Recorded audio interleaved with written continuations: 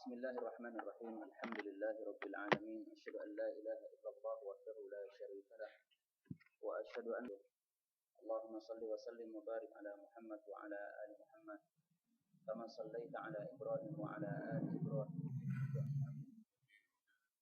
وبارك على محمد وعلى آل محمد كما صليت على إبراهيم وعلى آل إبراهيم إنك حميد مجيد. أما بعد، يقول الله تبارك وتعالى في القرآن الكريم: وربك يخلق ما يشاء ويختار ما كان لهم الخيرة سبحان الله وتعالى عما يشركون. Surat Al-Qasas, surat yang ke-28, ayat yang ke-68.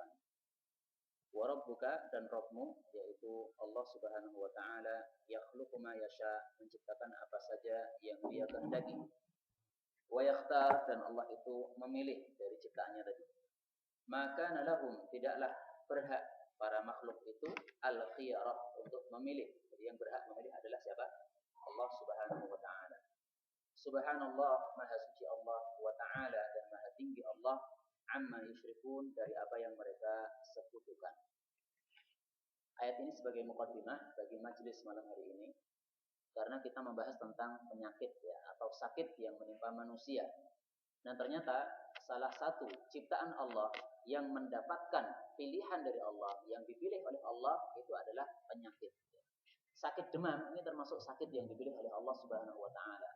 Bagaimana pilihan Allah Subhanahu wa Ta'ala terhadap sakit demam itu? Mari kita lihat hadisnya, dan hadisnya ini sudah sangat masyhur. Kita ketik al-humma, kemudian kita ketik sahih, maka akan muncul hadis-hadis yang membicarakan tentang demam, tentang demam, al-humma.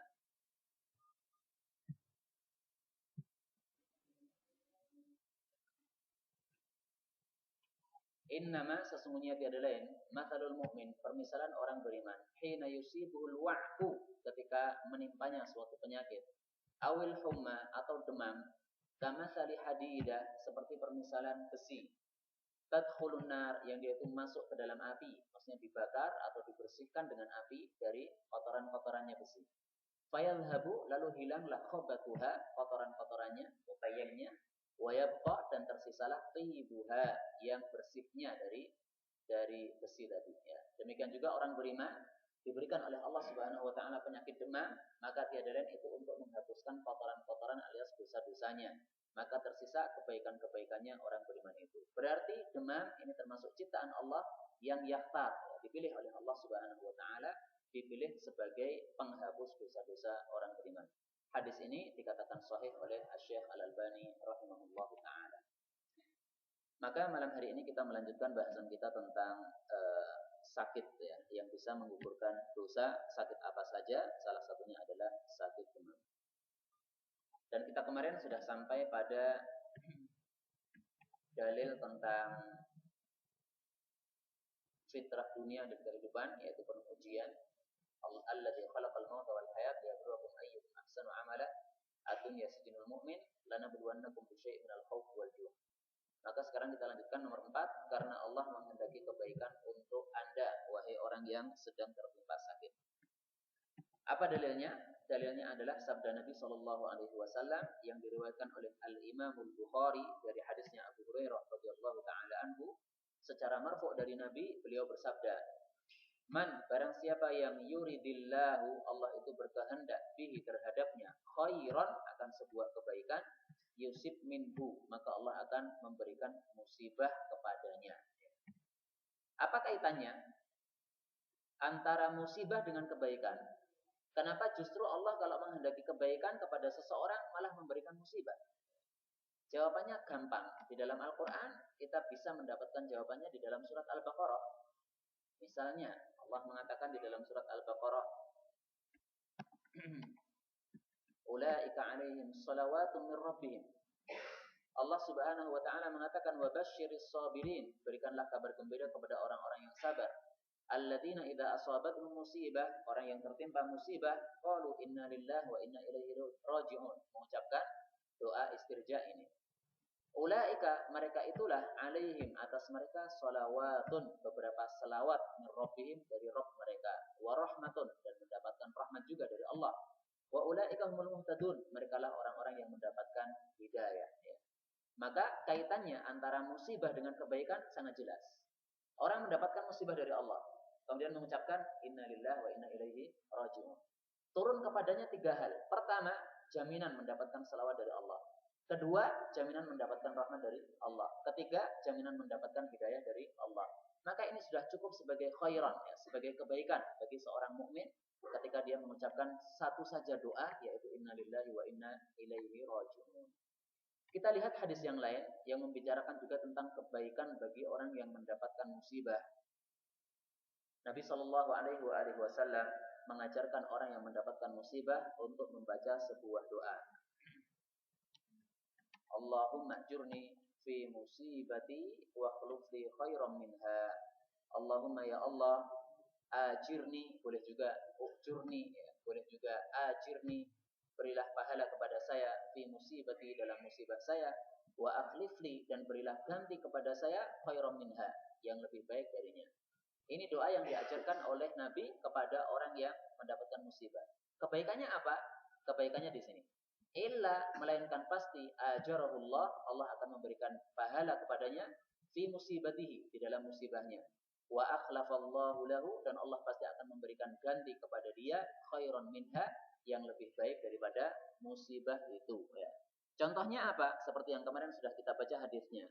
Ada orang terkena musibah, matanya buta. Diganti oleh Allah Subhanahu wa taala, sebagai ganti dari mata yang buta ini diberikan apa? Al-jannata, diberikan jannah. Mana lebih baik, kita masuk ke dalam jannah atau kita mempunyai mata yang senantiasa digunakan untuk berbuat maksiat? Maka sangat jelas sekali musibah itu sebenarnya adalah merupakan kehendak baik Allah kepada seseorang yang mendapatkan musibah itu, dan termasuk musibah adalah apa? Ditimpa sakit. Kemudian di sini Allah Subhanahu wa taala, yuridillahu bihi khairan yusib minhu. Apabila menghendaki kebaikan kepada seseorang, maka yusib minhu, memberikan musibah. Apakah ini salah satu-satunya Allah Subhanahu wa taala ketika menghendaki kebaikan? Jawabannya adalah tidak. Jadi cara Allah menghendaki kebaikan kepada hamba itu satu-satunya cara, bukan hanya musibah saja, bukan. Akan tapi caranya sangat bermacam-macam. Kadang-kadang Allah Subhanahu wa taala memberikan musibah dalam rangka menghendaki kebaikan. Tapi ada hadis yang lain yang menjelaskan selain itu. Maka kita cari hadisnya di dalam kitab Al-Jami'us Shaghir. Kita ketik hadisnya yuridillahu bihi khairan. Dan kita pilih hadis-hadis yang sahih saja.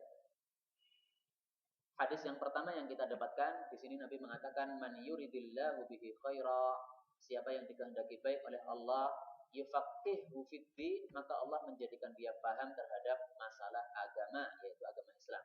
Ini riwayat Ibnu Majah dan hadisnya hasan, ya. Maka bisa dijadikan sebagai dalil. Ini hadis menunjukkan bahwasanya salah satu tanda bahwasanya orang itu dikehendaki baik oleh Allah kalau dia itu paham agama. Maka supaya kita termasuk orang-orang ini, hendaklah kita senantiasa mempelajari ilmu agama Islam. Ya. Jangan sampai kita ghaib dari majelis-majelis ilmu yang ada di sekitar kita, yang kita bisa mengikutinya. Baik. Hadis yang lain yang tidak berbicara tentang pribadi, tapi berbicara tentang satu keluarga. Kalau yang tadi kan bicara tentang pribadi-pribadi, ya. Ada orang terkena penyakit, ada orang diberikan paham oleh Allah tentang agama. Ini bicara tentang pribadi-pribadi orang. Nah, kemudian hadis yang kedua ini bicara tentang satu keluarga. Nabi SAW bersabda, "Idza apabila aradallah, Allah berkehendak, bi ahli baitin, terhadap penghuni sebuah rumah, khairan, suatu kebaikan, maka bagaimana caranya? Adkhala, Allah itu memasukkan alaihim, kepada keluarga tadi, ar-rifqa. Ar-rifqa itu kelembutan, ya. Tidak tergesa-gesa, tidak gerusa-gerusu, tapi berbuat sesuatu itu dengan pemikiran, dengan lembut. Ya. Contohnya bagaimana orang mencari rezeki? Maka ar-rifqa, bagaimana ar-rifqanya? Yaitu berpikir dulu, apakah rezeki yang saya cari ini adalah rezeki yang halal? Kalau haram, maka dihindari. Kalau halal, maka baru kemudian apa? Diambil di situ. Ini termasuk salah satu contoh ar-rifqa yang dilakukan oleh seseorang di dalam mencari rezeki. Maka ini adalah salah satu tanda kebaikan dalam satu keluarga itu, ya. Kalau Kalau rumah tangganya bersifat ar-rifqa, ya tidak tergesa-gesa, ya, ada percekcokan antara suami istri, tidak tergesa-gesa, langsung cerai, bukan gitu ya. Tapi diselesaikan masalahnya secara baik. Maka ini salah satu tanda kehendak baik dari Allah Subhanahu wa taala terhadap keluarga tadi. Ini hadis diriwayatkan oleh Imam Ahmad dan hadisnya adalah hadis yang sahih. Nabi Muhammad SAW suatu saat pernah disalami oleh orang-orang Yahudi dengan salam palsu. Ya. Bukan assalamualaikum, tapi assamu alaikum. Mudah-mudahan kamu mati. Assamu al-mautu. Maka Nabi Muhammad SAW menjawab wa'alaikum. Kamu juga. Artinya apa? Kalau saya mati, kamu juga mati. Maka Aisyah radhiyallahu taala anha enggak terima ya. Wa'alaikumusam wal halak wal maut wal la'nah atau kama qala. Aisyah nambah-nambahi, mudah-mudahan kamu juga mati, kamu mendapatkan laknat dari Allah Subhanahu wa taala. Maka Aisyah radhiyallahu taala anha dinasihati oleh Nabi sallallahu alaihi wasallam, "Mah ya Aisyah, jangan begitu wahai Aisyah. Bukankah kamu sudah mendengarkan bagaimana saya menjawab kepada mereka? Mereka mengatakan assalamu alaik, mudah-mudahan kamu mati. Maka saya sudah jawab wa alaikum, kamu juga sama. Kalau saya mati, kamu juga mati. Maka ini sudah cukup untuk menjawab apa yang disampaikan oleh orang-orang Yahudi tadi. Nah, ini termasuk salah satu contoh apa? Ar-rifqa, yaitu kelembutan. Di dalam menghadapi segala sesuatu itu harus dengan bijaksana, dengan kelembutan, tidak dengan gerusa-gerusu dan tidak dengan apa? Cara yang kasar, yang keras, sebagaimana orang-orang kafir ketika menghadapi kebenaran yang disampaikan oleh orang-orang yang beriman. Baik, kemudian kita ambil hadis berikutnya atau dalil berikutnya ya, pada bab yang kelima. Allah Subhanahu wa taala mengatakan fa'akhadnahum, maka kami menyiksa kepada mereka atau kami timpakan kepada mereka orang-orang yang berbuat jelek bil ba'sa, dengan kesengsaraan. Kesengsaraan itu maksudnya adalah apa? Madharat yang menimpa dirinya, kepada badannya. Wad-dharra, dan kemiskinan. Ya, ad-dharra itu adalah kesengsaraan yang menimpa badannya. Afwan. Ini tampaknya terbalik ya. Di sini penulis mengatakan kemudian kami timpakan kepada mereka kesengsaraan dan kemiskinan. Yang saya paham selama belajar bahwasanya al-ba'sa ini adalah justru kemiskinannya, sementara ad-dharra adalah kesengsaraannya ya. Nanti akan saya munculkan dalilnya dan saya merasa bahwa ini terjemah yang terbalik ya. Wallahu a'lam bishawab. Insyaallah saya cari lagi di dalam kitab-kitab tafsir. Sebenarnya sebelum dicetak memang saya sudah memeriksa tulisan ini, tapi mungkin karena tergesa-gesa atau kurang teliti ya, sehingga terjadi kesalahan itu adalah wajar. Tapi saya ulangi lagi terjemahnya, fa'akhadnahum, kami menyiksa mereka bil ba'sa, dengan madharat yang menimpa harta alias kemiskinan, wad-dharra, dan madharat yang menimpa tubuh alias kesengsaraan badan, la'allahum, agar mereka itu yatadarraun, mereka merendahkan diri atau tunduk kepada Allah Subhanahu wa taala. Kaitan ayat ini dengan sakit adalah pada kalimat ad-dharra. Ad-dharra itu adalah madharat yang menimpa tubuh, termasuk salah satunya adalah sakit ya. Jadi manusia ketika berbuat maksiat, maka Allah Subhanahu wa taala memberikan pelajaran atau peringatan kepada dia dengan dua hal ini. Pertama adalah al-ba's, diberikan miskin. Ya, diingatkan oleh Allah Subhanahu wa taala, yang awalnya kaya, yang awalnya rezekinya luas, kemudian disempitkan oleh Allah Subhanahu wa taala supaya dia sadar. Kenapa Allah Subhanahu wa taala sekarang menyempitkan rezeki saya? Mungkin ada maksiat yang saya lakukan, supaya orang itu yatadarra, supaya orang itu merendahkan diri kepada Allah Subhanahu wa taala. Atau diuji oleh Allah Subhanahu wa taala dengan ad-dharra, musibah yang menimpa kepada badannya. Hartanya nggak ada masalah, ya, tetap kaya saja nggak ada masalah. Akan tapi tubuhnya kemudian sakit-sakit. Ya, mungkin orang kemudian berpikir, kenapa sekarang tubuh saya nggak sehat? Kenapa sakit-sakit? Mungkin adalah ini merupakan teguran dari Allah Subhanahu wa taala. Ini kaitannya dengan bab sakit. Ya. Nah, sekarang kita cari dalilnya di dalam Al-Qur'an, bahwasanya al-ba's itu adalah madharat yang menimpa terhadap apa? Terhadap harta, bukan terhadap badan. Dalilnya ada di dalam Al-Qur'anul Karim. Allah Subhanahu wa taala mengatakan al-ba'is, surat Al-Hajj, surat yang ke-22 ayat yang ke-28. Allah membicarakan tentang menyembelih kurban pada Idul Adha. liyashhadu manafi'a lahum wa yadhkuru ismallahi fi ayyamin ma'lumatin 'ala ma razaqahum min bahimatil an'am. Nah, ini adalah menyembelih kurban. Fakulu minha, maka makanlah dari kurban Idul Adha itu, wa at'imu, dan berikanlah makan kepada al-ba'is. Al-ba'is itu siapa? Al-faqir, orang yang sangat-sangat fakir ya. Maka di sini kita ambil pelajaran bahwasanya al-ba's, al-ba'sa itu adalah madarat yang menimpa kepada harta kita, yaitu apa? Al-faqir, kefakiran. Karena itu mestinya al-ba'sa di sini diartikan kemiskinan atau kefakiran, sementara ad-darar di sinilah yang diartikan kesengsaraan ya. Wallahu taala alam bisawab. Ini adalah PR bagi saya. Insyaallah saya cari lagi di dalam kitab-kitab tafsir, karena bisa jadi memang ada tafsir yang berkebalikan ya. Kadang-kadang ada dua kata di dalam Al-Quran, yang satu diartikan A, yang kedua diartikan B. Tapi ulama lain membaliknya. Yang pertama diartikan B, yang kedua diartikan A. Ya. Bisa jadi ini termasuk yang masalah itu. Karena penulisnya ini juga salah seorang ustadz juga, ya, namanya Ustadz Abu Badr, hafizahullah ta'ala, salah satu teman kita. Mungkin saja saya husnudon kepada beliau, mungkin beliau mengambil salah satu tafsir yang ada di dalam kitab-kitab tafsir itu.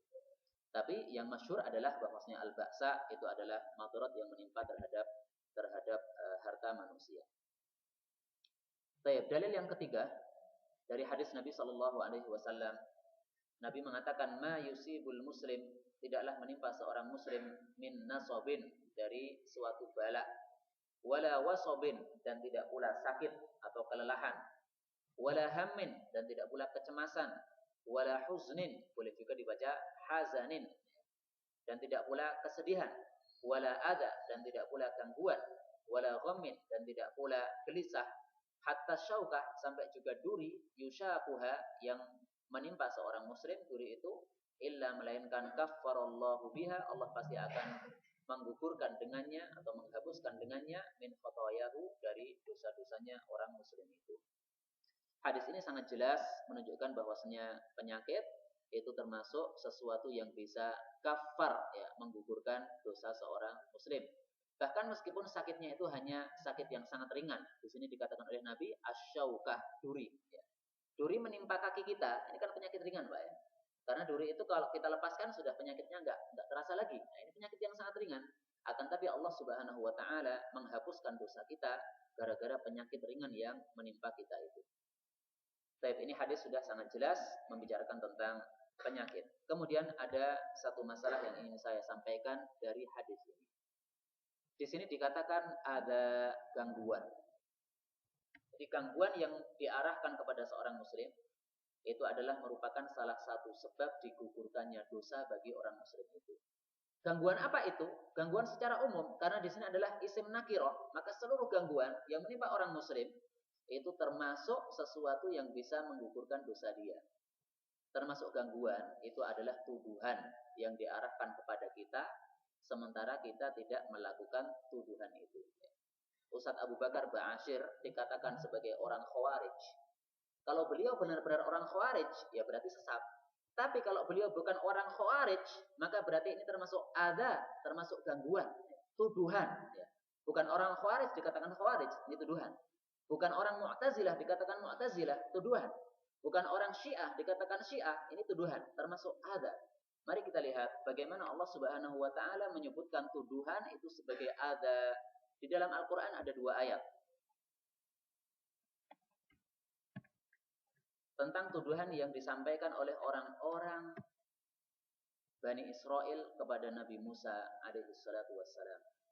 Ya ayyuhalladzina amanu, wahai orang-orang yang beriman, la takunu, janganlah kalian menjadi kalladzina adaw Musa, seperti orang-orang yang adaw, ini syahidnya ya, mengganggu Nabi Musa alaihi salatu wassalam. Fabarra'ahu Allah, lalu Allah itu membebaskan Nabi Musa mimma qalu, dari apa yang mereka ucapkan. Ini berarti tuduhan ya. Wa kana indallahi wajiha, dan adalah Nabi Musa itu di hadapan Allah mempunyai wajah atau mempunyai kedudukan. Apa yang dituduhkan oleh orang-orang Bani Israel kepada Nabi Musa di dalam hadis yang sahih disebutkan bahwasanya Nabi Musa itu dituduh mempunyai penyakit di dalam kelaminnya. Gara-gara apa? Bani Israel itu kalau mandi selalu mandinya berjamaah, Pak. Kalau kita kan mandinya sendiri-sendiri ya, masuk kamar mandi satu orang, nggak ada dua orang, nggak ada. Tapi kalau orang Bani Israel mandinya bareng, masuk gelombang, masuk ke dalam sungai gitu bersama-sama, sehingga satu sama lain saling bisa melihat aurat temannya. Nabi Musa alaihissalatu wassalam termasuk kalangan Bani Israel, tapi beliau menghindari adat yang jelek ini. Kalau mandi beliau pasti sendirian, nggak mau bersama-sama dengan orang-orang. Maka orang-orang menuduh Nabi Musa alaihissalatu wassalam, ini Musa ini penyakit kondor, tahu kondor? Jadi kemaluannya yang gede, yang besar gitu. Maka suatu saat Allah Subhanahu wa taala berkehendak untuk membebaskan Nabi Musa alaihissalatu wassalam dari tuduhan yang tidak benar ini. Nabi Musa alaihissalatu wassalam menyendiri di sebuah sungai, kemudian menyampirkan atau menggantungkan bajunya pada sebuah batu yang ada di dekat sungai itu. Allah takdirkan batu ini gelinding, kemudian bajunya juga ikut gelinding bersama batu tadi. Maka Nabi Musa alaihissalatu wassalam marah kepada batu itu, ambil tongkatnya, kemudian beliau keluar dari sungai itu dan dikejarlah batu itu. Tapi ternyata batu ini ditakdirkan oleh Allah lari sangat kencang. Nabi Musa harus lari jauh untuk mengejar batu itu, sampai batu ini melewati kumpulan atau gerombolan Bani Israel. Maka ketika batu ini melewati gerombolan mereka, sehingga Nabi Musa mengejar batu ini, maka semua orang Bani Israel melihat kemaluannya Nabi Musa. Oh, ternyata Nabi Musa orang sehat ya. Kemaluannya nggak ada muskilahnya sama sekali ya. Pada waktu itu memang melihat kemaluan ketika mandi ini bukan termasuk termasuk larangan. Buktinya Nabi Musa alaihissalatu wassalam tidak melarang mereka, membiarkan mereka, hanya beliau tidak mau melakukannya ya. Maka ini adalah salah satu contoh bagaimana bagaimana gangguan, yaitu tuduhan yang disampaikan kepada orang-orang yang baik yang tidak melakukan tuduhan itu. Maka Allah Subhanahu wa taala barra'ahu, Allah pasti akan membebaskan orang itu apabila benar bahwasanya orang itu tidak sesuai yang dituduhkan. Karena itu kalau ada tuduhan yang ditujukan kepada kita setelah kita mempelajari ayat ini, setelah kita mempelajari hadis tadi, jangan terlalu sedih ya. Ada tuduhan, ini orang jelek, ini orang khawarij, enggak usah sedih. Alhamdulillah ya. Alhamdulillah Anda menuduh saya sebagai orang khawarij, enggak ada masalah.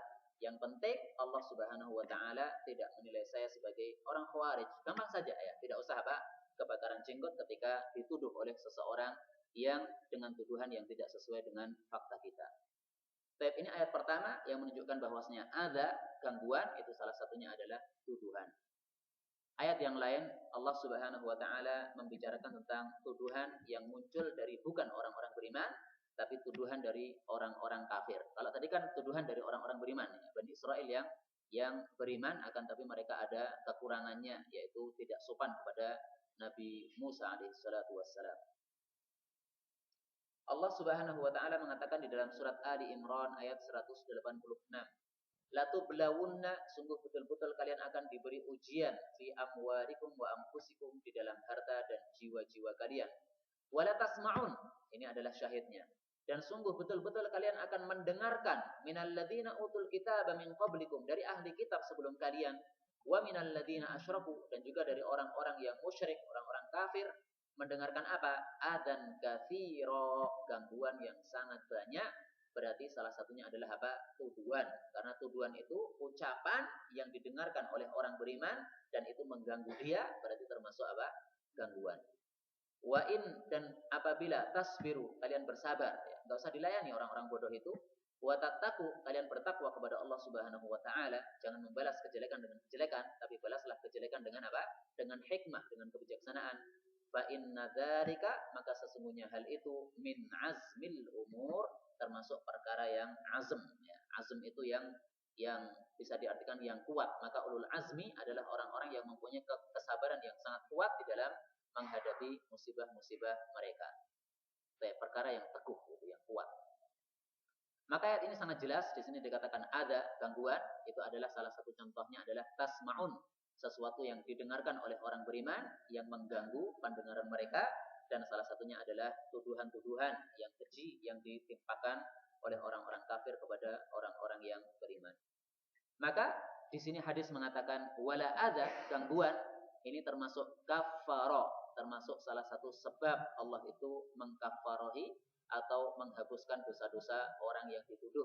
Karena itu sekali lagi jangan sampai kita merasa sedih dengan adanya gangguan atau tuduhan yang ditimpakan kepada kita. Alhamdulillah saja ya. Alhamdulillah saya dituduh, mudah-mudahan tuduhan ini mendapatkan barokah dari Allah Subhanahu wa taala, menyebabkan gugurnya dosa saya. Saya ingin menceritakan sebuah kisah yang sangat bagus diriwayatkan oleh Abu Dawud, yaitu ketika Abu Bakar As-Siddiq radhiyallahu taala anhu dituduh oleh seseorang, dan Abu Bakar awalnya diam, tapi kemudian akhirnya dia membantah tuduhan itu. Ternyata Nabi Shallallahu Alaihi Wasallam tidak sepakat kalau Abu Bakar itu adalah membantah tuduhan itu. Udah, kalau dituduh diam aja, nggak usah Pak, bantah-bantah.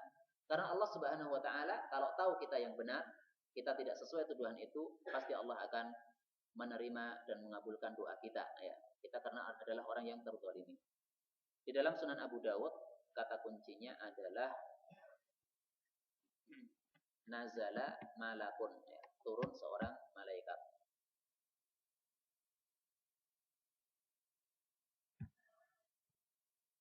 Ini sebuah cerita yang diriwayatkan oleh Sa'id ibn Musayyab. Sa'id ibn Musayyab ini adalah menantunya Abu Hurairah radhiyallahu taala anhu.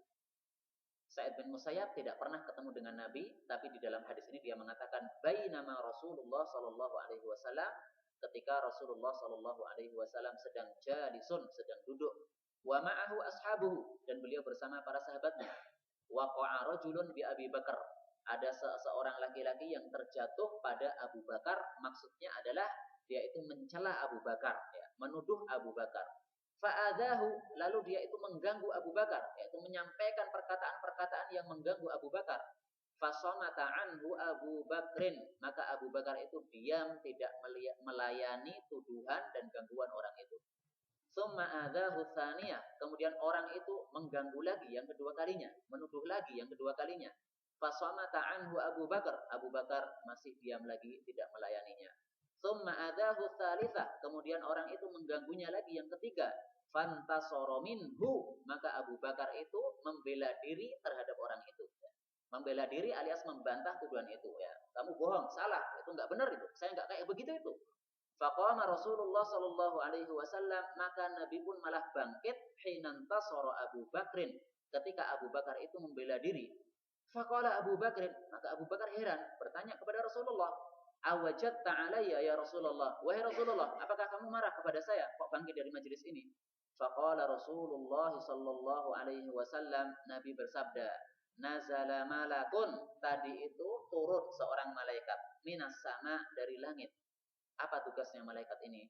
Yukadzibuhu, mendustakan orang itu tadi, bima qala laka, dengan apa-apa yang dia ucapkan terhadap engkau. Jadi tuduhan, ya.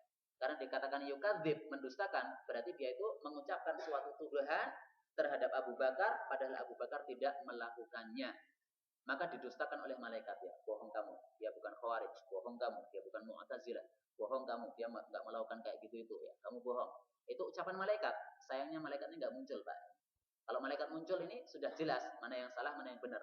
Tapi memang ini adalah merupakan ujian dari Allah Subhanahu wa taala, sengaja malaikat ini tidak ditampakkan oleh Allah Subhanahu wa taala. Apa kata Nabi? Falam mantasorta, tatkala kamu membela diri wahai Abu Bakar, waqa'as syaitan, maka setan itu nimbrung di situ. Falam akun li ajlis, maka saya enggak mau untuk duduk. Idz waqa'as syaitan, ketika setan itu ikut nimbrung di situ itu. Maka hadis ini sudah sangat jelas menunjukkan kepada kita bahwasanya sikap yang baik ketika seseorang dituduh, padahal dia tidak melakukan seperti yang dituduhkan itu, maka salah satu sikap yang baik adalah kita diam saja. Kalau mau jawab enggak apa-apa, tapi jawabnya adalah salama. Wa idza khatabahumul jahiluna qalu salama. Ada salah satu tafsir mengatakan salama, maksudnya adalah mengucapkan assalamualaikum. Jadi kalau dituduh oleh orang, jangan kita marah-marah, tapi malah kita senyum, kemudian kita ambil tangan dia, assalamualaikum, kita ajak untuk apa? Jabat tangan dia. Dalilnya apa? Wa idza khatabahumul jahilun, kalau diajak bicara orang-orang bodoh, yaitu yang menuduh-menuduh itu, qalu salama, udahlah, ucapkan assalamualaikum saja udah cukup. Hadis ini dikatakan oleh Syekh Al-Albani hasanun li ghairihi. Ya, hadisnya hasan karena dikuatkan oleh dalil-dalil yang lainnya.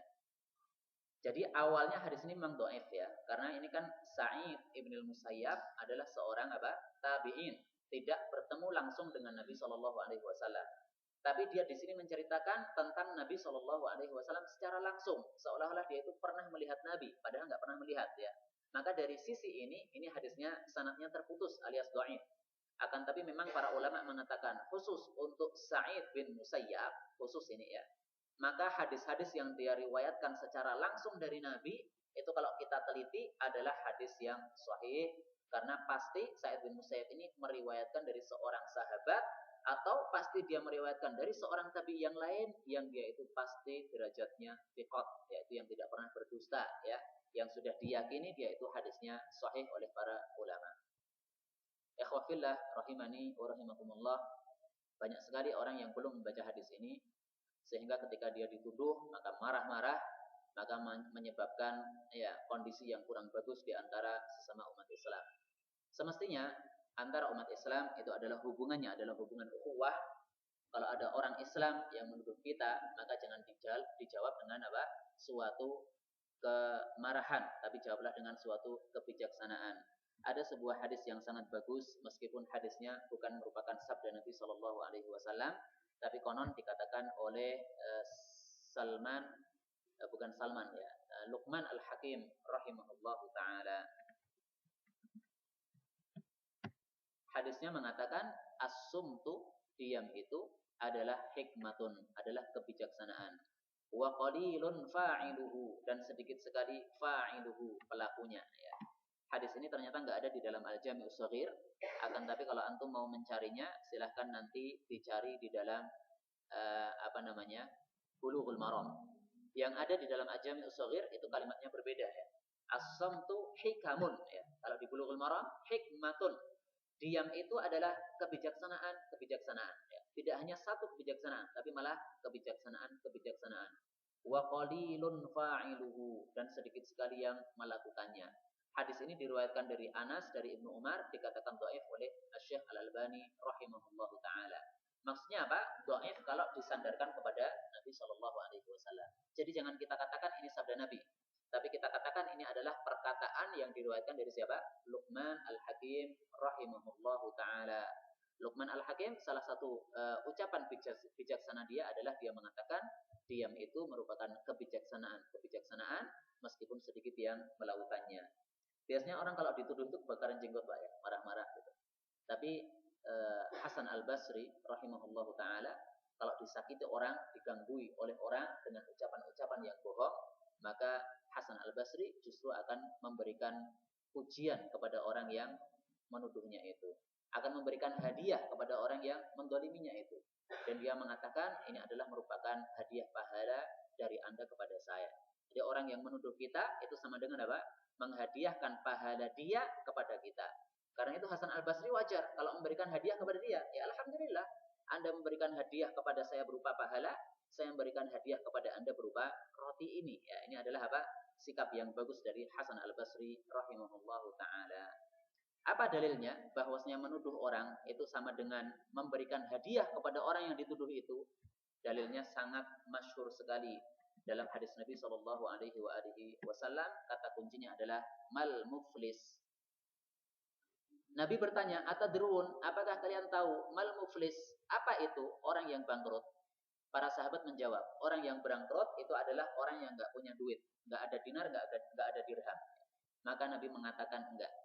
Innal muflis, sesungguhnya orang yang bangkrut min ummati, dari umat saya, umat Islam, itu adalah man ya'ti yaumal qiyamah, orang yang pada hari kiamat nanti datang bi sholatin, dengan amalan ibadah salat, wa siyamin, amalan ibadah puasa, wa zakatin, amalan ibadah zakat. Artinya ini orang muslim yang baik, Pak. Salat dilaksanakan, saum dilaksanakan, zakat dilaksanakan. Ini kan orang muslim yang baik. Tapi orang muslim yang baik ini tidak hati-hati di dalam bicara. Nabi mengatakan wa ya'ti, dia datang pada hari kiamat, qad syatama hadza, sudah mencela orang ini, orang muslim yang lain, wa qadhafa hadza, dan menuduh orang yang lain, yang muslim yang lain, wa akala mala hadza, memakan hartanya orang lain, yaitu mencari rezeki tanpa apa? Mencari nafkah tanpa hati-hati sehingga memakan hartanya orang lain secara haram.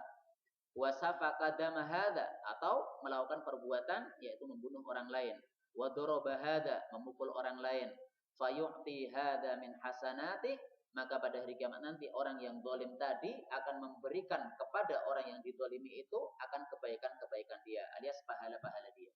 Di pahala salat, pahala puasa, pahala zakat yang sudah dia kumpulkan itu nanti akan diberikan kepada orang yang dizalimi sebagai balasan dari kezaliman terhadapnya, ya.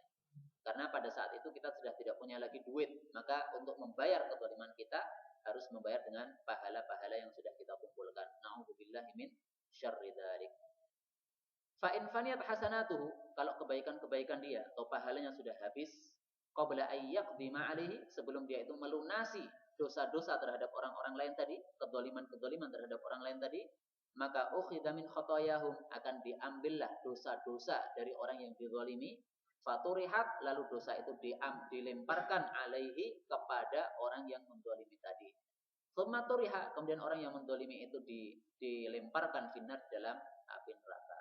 Maka hadis ini sangat jelas menunjukkan bahwasanya qadzafa, orang yang menuduh orang lain sesama muslim yang tuduhan itu tidak sesuai dengan faktanya, maka nanti akan kehilangan pahala-pahala dan akan mendapatkan dosa-dosa dari orang yang dituduh oleh orang itu. Maka na'udzubillah min syarri dzalik, marilah kita berhati-hati di dalam bicara, ya. Jangan sampai mengucapkan suatu perkataan yang tidak ada faktanya, yang tidak meridhokan Allah Subhanahu wa taala.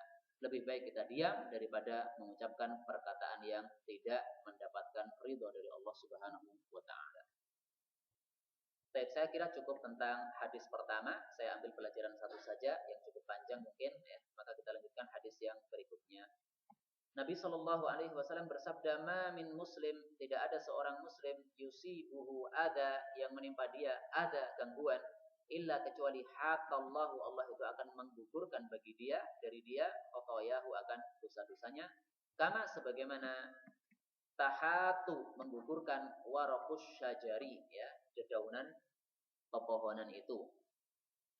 Hadis ini syahidnya adalah pada kata-kata ada, gangguan. Salah satu gangguan ini adalah penyakit yang menimpa orang muslim. Maka penyakit itu termasuk perkara yang bisa menggugurkan dosa-dosa orang yang sedang tertimpanya. Karena itu hendaklah kita bersyukur kepada Allah Subhanahu wa taala manakala kita sakit, kita husnudzon kepada Allah, Allah berkehendak untuk menggugurkan dosa-dosa kita. Kemudian dari hadis ini ada satu hal yang ingin saya ambil sebagai pelajaran. Di sini Nabi Shallallahu Alaihi Wasallam mengatakan kama, sebagaimana pepohonan itu dedaunannya adalah berguguran, ya. Maka di sini Nabi menggunakan perumpamaan. Jadi bergugurannya dosa-dosa bagi orang yang sedang tertimpa sakit itu adalah sebagaimana bergugurannya daun-daun dari pepohonan, ya. Kalau kita perhatikan pohon itu hampir setiap hari pasti apa? Menggugurkan apa? Dan dedaunan-dedaunannya. Berarti demikian juga orang muslim ketika dia tertimpa sakit, maka setiap hari dosa-dosanya tergugurkan. Tambah sakit lagi, tambah tergugurkan lagi. Tambah sakit lagi, tambah banyak lagi yang tergugurkan. Karena itu semakin parah sakitnya, berarti semakin banyak dosa-dosa yang digugurkan oleh Allah Subhanahu wa taala dari dia. Apa pelajaran yang dapat kita ambil? Pelajarannya adalah salah satu cara pengajaran yang baik yang diajarkan oleh Nabi Shallallahu Alaihi Wasallam itu adalah pengajaran dengan cara memberikan permisalan, ya. Para ulama mengatakan bahwasanya permisalan itu fungsinya adalah litaqribil ba'id. Itu adalah untuk mendekatkan sesuatu yang jauh, ya. Jadi sesuatu yang jauh salah satunya adalah perkara yang ghaib. Bergugurannya dosa dari kita ini kan perkara yang ghaib. Nah, maka Nabi Shallallahu Alaihi Wasallam ingin mendekatkan perkara yang ghaib ini dengan sesuatu yang bisa dilihat oleh manusia. Bagaimana yang dilihat oleh manusia? Ya, bergugurannya daunan-daunan itu, ya. Maka Nabi Shallallahu Alaihi Wasallam menyamakan atau memperumpamakan antara sesuatu yang gaib dengan sesuatu yang hadir yang bisa kita lihat di depan mata kita. Allah Subhanahu Wa Taala ternyata juga melakukan permisalan. Misalnya Allah Subhanahu Wa Taala mempermisalkan orang-orang musyrik ketika melakukan syirik itu seperti al-ankabut, laba-laba. Mathalul ladzina ittakhadhu min dunillahi awliya'a, 'a, kamathalil 'ankabut ittakhadat baita Mathalu permisalan alladzina takhadu min dunillahi awliya, menjadikan selain Allah sebagai wali, sebagai kekasih atau sebagai Tuhan. Kamathalil ankabut ittakhadat baita, seperti permisalan laba-laba yang membuat rumah. Apa maksudnya? Wa inna auhanal buyut la baitul ankabut. Sesungguhnya rumah yang paling lemah itu adalah rumahnya laba-laba. Berarti seseorang yang menjadikan selain Allah sebagai Tuhan atau sebagai sesembahan, maka sama dengan dia menjadikan sesuatu yang paling lemah sebagai Tuhan dia. Maka tidak ada fungsinya sama sekali ya. Sebagaimana kalau sarangnya laba-laba itu tidak bisa menjaga kita dari hujan, tidak bisa menjaga kita dari panas, demikian juga Tuhan-Tuhan selain Allah Subhanahu wa taala tidak akan bisa menjaga kita dari segala madarat yang akan menimpa kita. Enggak akan memberikan manfaat atau faedah kepada kita sama sekali. Maka di sini Allah menggunakan masal, permisalan, dan Allah Subhanahu wa taala mengatakan wa ma ya'qiluha illal alimun. Tidak ada yang paham terhadap permisalan-permisalan kecuali orang-orang yang alim, orang-orang yang mempunyai ilmu. Baik, kita lanjutkan hadis berikutnya. Nabi Shallallahu Alaihi Wasallam mengatakan, "Ma yazalul bala, tidak henti-hentinya ujian itu, fil mu'min, menimpa orang yang beriman, wal mu'minah, menimpa orang yang mukminah, fi nafsihi, baik pada dirinya, wa waladihi, pada anaknya, wa malihi, pada hartanya, hatta yalqallah, sehingga dia itu bertemu dengan Allah, wa ma alaihi khati'ah, dia tidak mempunyai dosa apapun juga." Hadis ini sangat jelas sebagai dalil bahwasanya penyakit itu termasuk penggugur dosa, karena di sini dikatakan nafsihi, ya, bala yang menimpa jiwanya, ya, termasuk salah satunya adalah penyakit. Atau waladihi, menimpa anaknya, yang sakit bukan kita, tapi yang sakit adalah anak kita. Kita harus mengobati, ya. Wa malihi, yang tertimpa bukan anak, tapi yang tertimpa adalah harta. Contohnya siapa yang tertimpa anaknya?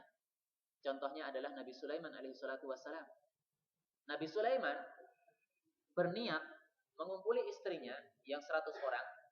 Niatnya adalah supaya semua istrinya itu hamil, kemudian melahirkan putra-putra yang akan menjadi calon-calon mujahid fisabilillah. Tapi sayangnya Nabi Sulaiman ketika berniat ini lupa untuk mengucapkan insyaallah. Mestinya Nabi Sulaiman itu mengucapkan, saya akan mengumpuli istri-istri saya yang 100 orang, mudah-mudahan semuanya hamil, semuanya melahirkan anak laki-laki, akan jihad fisabilillah insyaallah. Mestinya insyaallah, tapi lupa untuk mengucapkan insyaallah. Maka Allah Subhanahu wa taala menguji Nabi Sulaiman.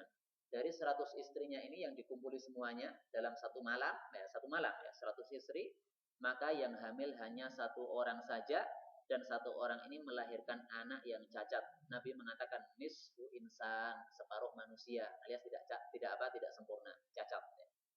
Ini termasuk bala yang menimpa Nabi Sulaiman alaihissalatu wassalam di dalam putranya wa waladihi. Saya perlu mengisahkan cerita ini supaya menghibur. Barangkali di antara kita ada yang mempunyai anak yang kurang memuaskan, yang mungkin kurang cerdas, mungkin tidak cakep, ya, tetangga-tetangganya anak-anaknya cakep, kemudian anaknya hitam atau kurang cakep, ya. Maka hendaklah kita syukuri anak kita itu. Karena betapapun anak kita kekurangannya, ternyata kalau dibandingkan Nabi Sulaiman alaihissalatu wassalam, itu musibah kita masih lebih ringan, ya. Ada orang yang anaknya tidak cakep, tetangga-tetangganya cakep semuanya. Nabi Sulaiman alaihissalatu wassalam tidak hanya tidak cakep, tapi cacat, ya, nisfu insan, separuh manusia. Separuh manusia itu kalau saya bayangkan ya mungkin kepalanya itu enggak sempurna gitu. Yang lain-lainnya adalah apa? Kepalanya itu bunder, sementara anaknya Nabi Sulaiman itu kepalanya meleok-meleok. Nah, ini kan suatu musibah yang sangat besar, ya, terhadap anaknya Nabi Sulaiman alaihissalatu wassalam. Tapi Allah Subhanahu wa taala menjadikan musibah bagi kita adalah untuk menggugurkan dosa-dosa kita. Baik. Kemudian hadis yang terakhir mungkin yang akan kita pelajari di dalam malam ini, yaitu Nabi Shallallahu Alaihi Wasallam mengatakan, "Idza maridul abdu, apabila seorang hamba itu sakit, atau safar atau sedang bersafar, kutiba lahu, maka dicatat bagi dia mithlu ma kana ya'mal, seperti apa yang dia biasanya beramal, muqiman pada saat tidak safar, sahihan pada saat sehat." Hadis ini menghasung kita supaya kita senantiasa mengamalkan amalan-amalan kita itu secara rutin. Karena kalau kita sudah terbiasa mengamalkan amalan secara rutin, suatu saat kita meninggalkan karena suatu sebab yang syar'i, misalnya karena sakit atau karena safar atau karena terlalu sangat sibuk sehingga tidak bisa mengamalkan itu, kita masih tetap mendapatkan apa? Pahalanya. Misal nih, Kita biasa membaca Al-Quran ba'da subuh 1 juz. Suatu saat kita sakit, baca Quran baru 1 halaman, sudah pusingnya bukan main ya. Mushaf kita tutup, kemudian kita istirahat tidur. Sampai siang baru bangun. Ya. Kemudian sakit masih sangat dahsyat sehingga kita nggak bisa membaca 1 juz dalam hari itu. Maka Allah Subhanahu wa taala sudah menjamin kepada kita pahala membaca 1 juz Al-Qur'an karena kita sudah terbiasa ya. Dalilnya apa? Makana ya'mal. Di sini dikatakan makana, apa yang adalah dia itu ya'mal, biasa beramal. Maka yang mendapatkan jaminan ini adalah orang-orang yang sudah membiasakan amalan itu. Tapi kalau tidak membiasakan, maka tidak mendapatkan jaminan ini. Orang kadang-kadang baca Quran, kadang enggak. Ketika sakit dia enggak baca, ya udah enggak ada pahalanya. Karena apa? Enggak terbiasa. Maka penting bagi kita untuk membiasakan amalan-amalan baik, sebagaimana Nabi Shallallahu Alaihi Wasallam membiasakan amalan-amalan baik beliau. Di sini dikatakan kana fi'il madhi, kemudian ya'mal fi'il mudhari, maka para ulama mengatakan ini menunjukkan arti kebiasaan. Kalau ada fi'il madhi kana, setelahnya adalah fi'il mudhari, maka ini pasti ya, ini menunjukkan apa? Kebiasaan yang dilakukan oleh orang itu. Dan dari hadis ini para ulama mengambil sebuah kaidah yang sangat bagus, yaitu apa? Al-adah, kebiasaan itu muhakkamatun, dikokohkan. Kebiasaan itu dikokohkan. Contohnya apa? Ya ini tadi, orang terbiasa melakukan kebaikan-kebaikan, suatu saat dia enggak melakukannya. Tapi dikokohkan alias seolah-olah kebaikan itu ada. Maka kemudian diberi pahala oleh Allah Subhanahu wa taala ya. Al-adah muhakkamah. Ini kaidah yang sangat masyhur yang perlu untuk kita hafalkan sehingga bisa kita terapkan di dalam beberapa masalah yang kita hadapi dalam keseharian kita. Wallahu a'lam bishawab. Mudah-mudahan ada manfaatnya. Subhanallah rabbana bihamdik asyhadu an la ilaha illa anta astaghfiruka wa atubu ilaik. Sudah adzan Isya, maka silakan yang